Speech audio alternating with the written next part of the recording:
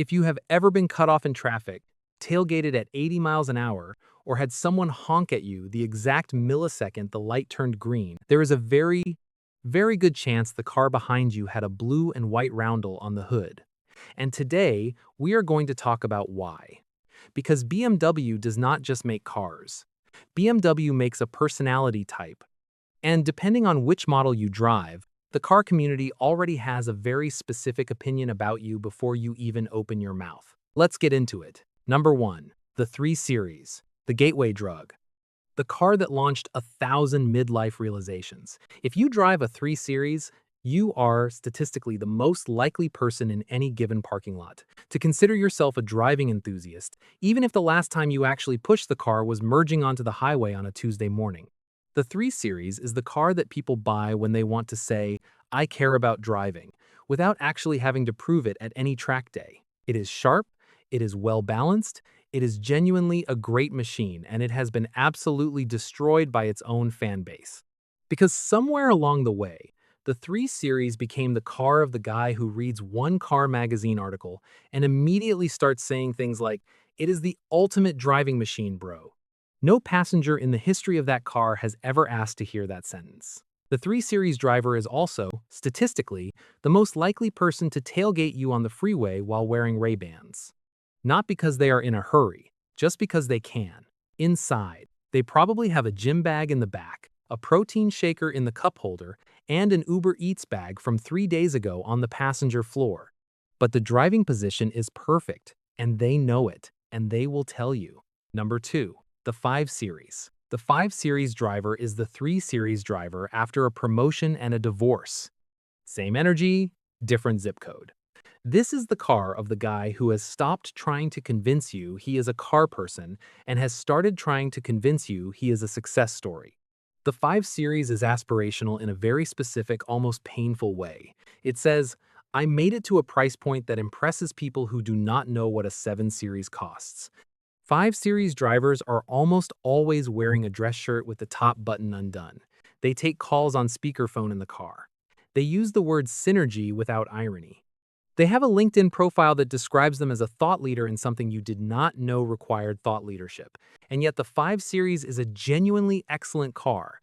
Smooth, fast, capable of eating highway miles in a way that feels almost dishonest. The problem is, the driver knows the car is good, and they need you to know that they know. There is a lot of eye contact from the driver's seat, a lot of unnecessary lane changes at exactly 2 miles per hour over the speed limit. The 5 Series is a car for people who are technically right, but are somehow still exhausting. Number 3. The 1 Series, the smallest one in the family. The one people buy when they want the badge but do not have the budget for the badge. And look, that is not me being cruel. That is just the market talking. The 1 Series is the entry point, the BMW that shows up in dealership ads with phrases like, "Start your premium journey," and that in real life means you found a $3,000 used one with 140,000 miles on it, and the steering wheel logo is starting to peel. But here is the interesting thing. The 1 Series driver is, psychologically, the most honest person in the entire BMW family. They are not lying to you about who they are. They know they are not a 3 Series. They know they are not a 5. But they wanted into the club, they found a way in, and here they are. There is something almost admirable about that. The problem is the car community does not give you points for honesty. It gives you points for horsepower, for track history, for modifications, and the 1 Series in that ranking is always going to be at the back of the line, which does not stop the 1 Series driver from tailgating you on the freeway exactly the same way the 3 Series driver does. The DNA is identical. The budget is not. Number 4. The 7 Series. Now we enter different territory. The 7 Series driver is not trying to impress you. They are done with that. They are in the back. They have a driver. Or if they are driving themselves, it is because they genuinely enjoy it, which puts them in a completely different category from everything we have discussed so far. The 7 Series is the BMW for people who looked at the 5 Series and said, "Adorable. It is long, it is heavy, it has every possible technology crammed into a cabin that feels like a first-class airline seat designed by someone who really likes ambient lighting." 7 Series drivers tend to fall into 2 camps. Camp 1. actual wealthy people who bought the car because it is objectively the best product in the segment, and they are not particularly interested in discussing it. Camp 2. People who are technically in over their heads financially but committed so hard to the bit that they cannot back out now. The parking lot will tell you which one you are dealing with. Real 7 Series money parks wherever they want. Fake 7 Series money finds a spot far from the door so nobody dings the car. Number 5. The M3. Here we go. The M3 driver is a different species entirely. This is not a car. This is a manifesto. The M3 says, "I did not buy a car. I bought a lifestyle, a philosophy, and a weekend argument with my significant other about why we cannot use this as a daily driver."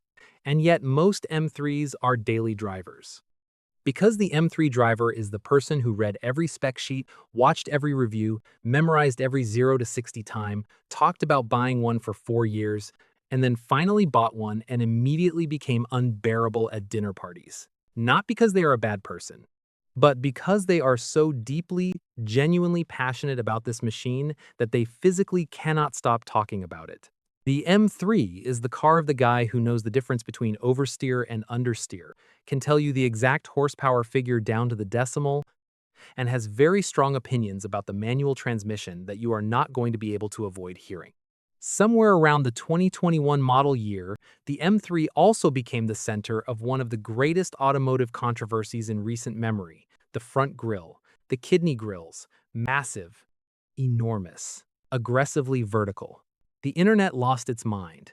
M3 forums went into full crisis mode, and yet the car drives like a weapon. So, the debate continues. The M3 driver lives in this tension, visually divisive, dynamically brilliant, and absolutely certain that their opinion is the correct one. Number 6. The X5. The car that single-handedly convinced an entire generation of suburban parents that they are adventurous. The X5 is the best-selling BMW in the United States, and that tells you everything you need to know.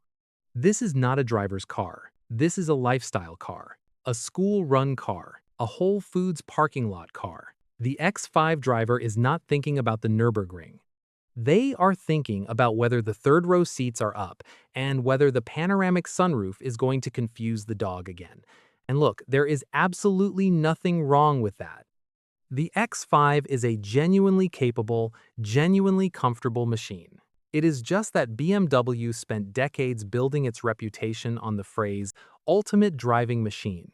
And then their best-selling product is driven primarily by people who are listening to a podcast and have a sticker on the back window of their family in stick figure form.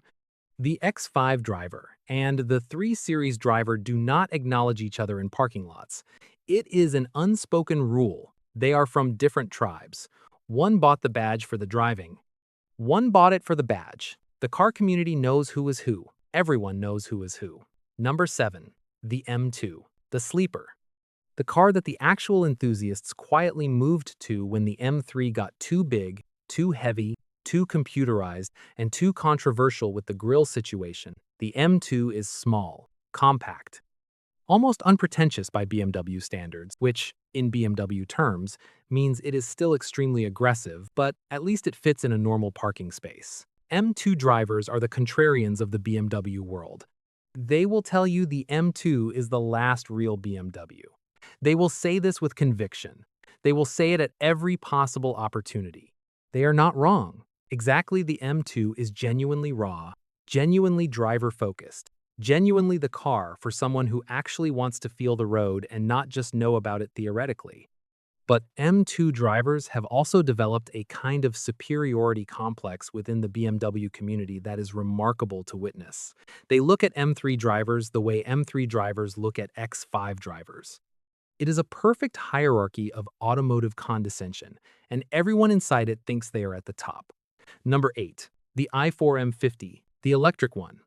And here is where things get interesting because the i4M50 is genuinely, measurably fast. 0 to 60 in about 3.5 seconds depending on conditions. It is quick in a way that catches people off guard. And yet, the BMW community has not fully decided what to do with it, because it is electric. And that creates a specific kind of identity crisis for a brand whose entire personality is built on the sound and feel and mechanical drama of internal combustion. i4M50 drivers tend to be one of two things. Either they are tech-forward BMW fans who genuinely embrace the transition and love the torque and the range and the ability to embarrass sports cars at stoplights without anyone hearing them coming, or they are ex-Tesla model. Three drivers who wanted something that felt more like a car and less like a software product with wheels. Both groups agree the car is fast. Neither group can fully agree on whether it counts. The car community is watching this one closely. Because the way BMW resolves the electric identity question over the next 5 years is going to tell us everything about who BMW actually is, driving machine or status machine. The answer, based on current evidence, seems to be both, which is either brilliant or exhausting, depending on who you ask. And that is the thing about BMW. Every single one of these cars, the 3, the 5, the 1, the 7, the M3, the X5, the M2, the i4 is genuinely good at what it does. BMW builds excellent machines. The problem is not the product. The product is fine, great, even. The problem is that the badge has accumulated so much cultural weight, so many stereotypes, so many very specific types of energy, that driving one is no longer a neutral act. The moment that roundel goes on your hood, you have joined a conversation you did not start and cannot fully control. And the car community, the people who live and breathe this stuff, they have very clear opinions about which conversation you walked into.